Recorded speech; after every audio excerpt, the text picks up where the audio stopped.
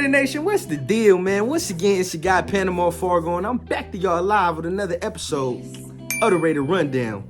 Please make sure y'all keep hitting that like and subscribe button, man. I can't thank y'all enough for checking out the content. We are on the race to 100 subscribers, man, and you know I'm gonna keep it coming with that dope shit. So without further ado, man, what I want to get into today, man, is all the news and rumors swirling from the first day of the Combine. So, first topic I want to get into is, could the Raiders trade up to that number 3 overall pick?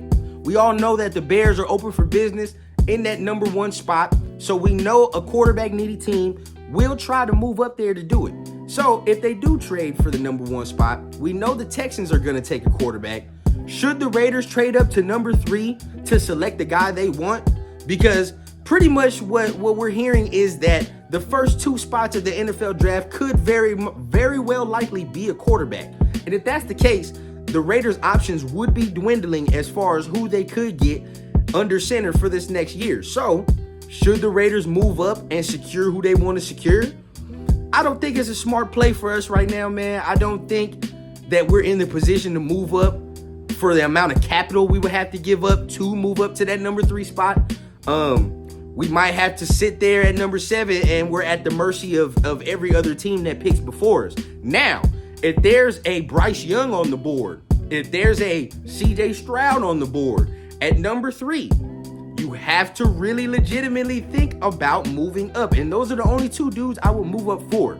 If there's an Anthony Richardson there, if there is a Will Levis there, I probably have to take my chances and sit at 7, because more than likely, if those dudes are taken before the 7th overall pick, that means a top flight defender has fallen to the Raiders.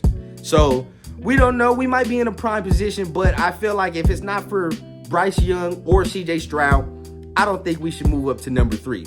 But in other news, the Raiders have met with Florida quarterback Anthony Richardson. Now, he's a dude that I feel like if we stand pat at number 7, we might be able to just select off the strength. You know what I mean? I feel like he could slide to us at 7, and that's a guy I'm real high on as far as the developmental pick. You know what I mean? Somebody that we can grab to learn behind a vet, learn behind somebody that's been in the NFL, and teach him the intricacies. God damn, I can't talk. Teach him the little nuances of, you know, the NFL, and also Josh McDaniels can get him right within the system. So it's good that we're finally talking to these quarterbacks, man, and we're doing our due diligence as far as homework and what we need to do to see who will be the next Raiders signal caller.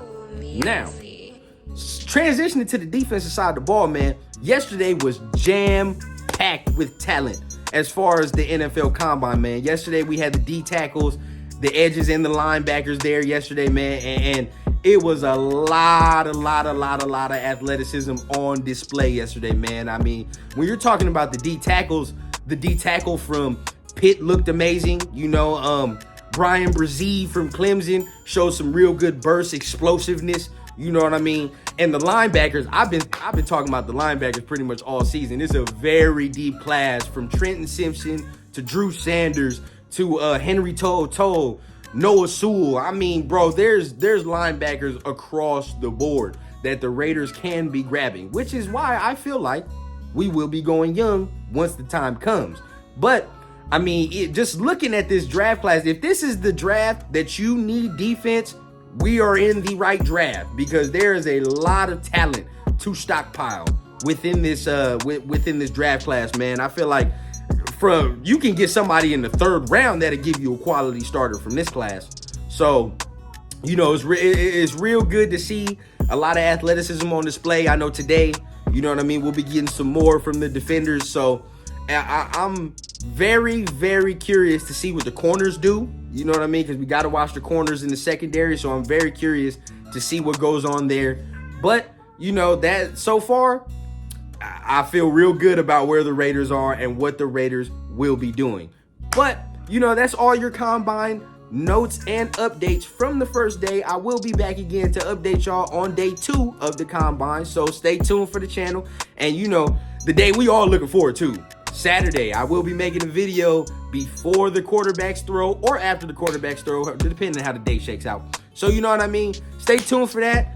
Once again, thank y'all. Make sure y'all like and subscribe to the channel. Make sure y'all keep sharing that content out. And remember, man, we always keep it authentic from the clouds to the ground on the Raider Rundown.